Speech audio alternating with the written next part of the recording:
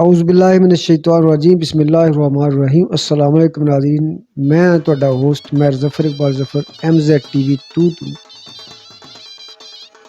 ਤਕਰੀਬਨ 2020 ਦੇ ਵਿੱਚ ਨੇਜ਼ਾਬਾਜ਼ੀ ਦੇ ਉੱਤੇ ਪਾਕਿਸਤਾਨ 'ਚ ਸਭ ਤੋਂ ਪਹਿਲੇ ਤੇ ਘੋੜਿਆਂ ਦੇ ਬਾਕਾਇਦਾ ਪ੍ਰਮੋਸ਼ਨ ਅਸੀਂ ਸ਼ੁਰੂ ਕੀਤੀ ਸੀ ਪੂਰਾ ਪੰਜਾਬ ਫਿਰ ਕੇ। ਉਸ ਬਾਅਦ ਮੇਰੀ ਤਬੀਅਤ ख़राब हो गई सी। मेरी पहले सिरें वेख सकते हो, हुण वेख सकते हो। और मैं उन्हां ताज़ेदारां को उन्हां शौकीनां को मदद का काश्तकार मैं गैरत रहा, लेकिन एक मैं चीज़ कहता रहा बार बार अपनी वीडियोज़ दे विच कि इंशाअल्लाह ताला अनकरीब पूरा मीडिया कैमरे लैके इन्हां घरों नाल दौड़ेगा। और अज अलहमदुल्ला पिंडों पिंड साफी कैमरे लैके जाते हैं फिर साड़ी सकाफत की प्रमोशन की जिहड़ा साडा मिशन सी वो पूरा हो रहा है। तो अज मैं बहुत अरसे बाद हाज़र होया तो पाकिस्तान के मन्ने सवार इंटरनेशनल लेवल पर जिन्हां दा नाम शबीर वड़ाइच, गुलाम शबीर वड़ाइच साहब मक्खन वाली मुराले तो तलक रखते हैं जिला मंडी बावलदीन तो। इन्हां दी सब तो पहले डॉक्यूमेंट्री भी सी अपलोड की शुरू किया काम लोगों नाल तारफी तौर ते लंबी गल मैं नहीं करांदा, मैं सिर्फ मदद करनी सी। अरसे बाद हाज़र होया 9 तारीख नूं 9 जुलाई 2025 नूं बहुत अरसे दे बाद आउटडोर विजिट किया शबीर वड़ाइच साहब के डेरे का। इंतहाई दिलचस्प गल्लां, इंतहाई सच्चियां ते खड़ियां गल्लां होईयां और बड़ा मुनफरिद इंटरव्यू सी। वो भी इंशाअल्लाह नाजरीन की नज़र करांगा। तो इस वेले घोड़े चौधरी गुलाम शबीर वड़ाइच साहब दे ने वो जिहड़े 9/7/2000 जुलाई तक उन्होंने कोल सी उन्होंने दे मुख्तसर जा तारफ ते नाम। मेरी रिक्वेस्ट है सारे दोस्तों अगे कि चैनल मेरा MZ TV जिहड़ा सी वो बंद हो गया सी, वाश हो गया सी। नवा चैनल बनाया MZ TV 2 और इनू से MZ TV भी कहने हैं कि साडा नाम उसले पूरे पाकिस्तान च गूंजदा सी, पूरी वर्ल्ड विच MZ TV दा अरसे दे हवाले नाल सकाफत दे हवाले नाल। चैनल सबसक्राइब भी करो और शेयर भी करो।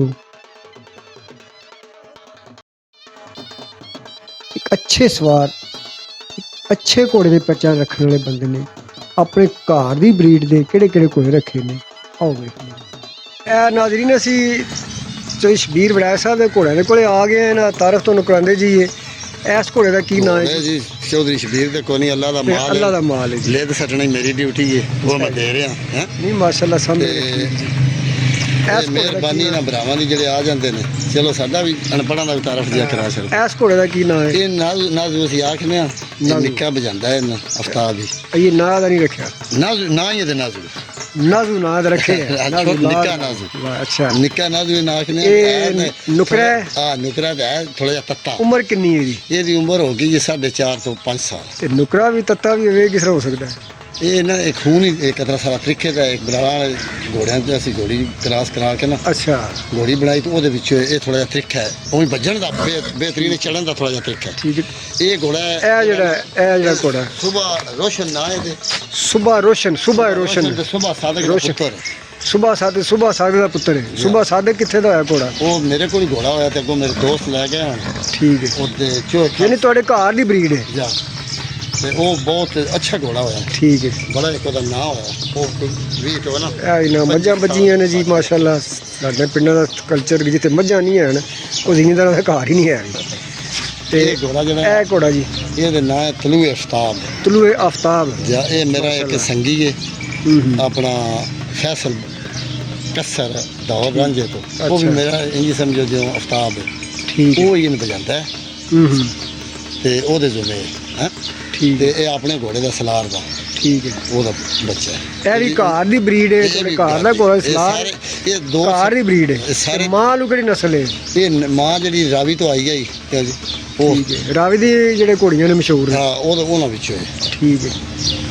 ते ए जेड़ा घोड़ा जी ये घोड़ा जेड़ा ना ये आम घोड़ा है एक असां रखे जा सीखने वास्ते इनू सावा आखदे ने। हां ये उन नीलम दे ना रखे है। नीलम बहुत शरीफ घोड़ा है, बजदा शजदा ठीक है।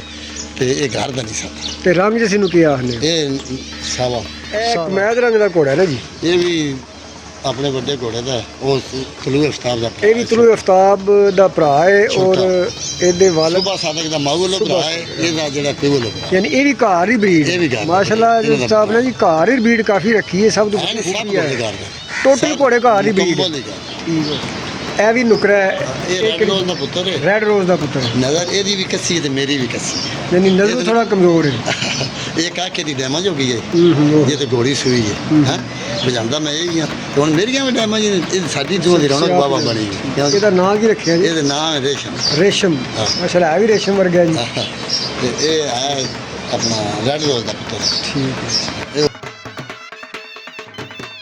बहुत शुक्रिया नाज़रीन दोबारा गुजारिश है चैनल सब्सक्राइब करो वीडियो शेयर करो इंशाअल्लाह बशर्ते ज़िंदगी फिर हाज़िर होंगे खुदा हाफिज़।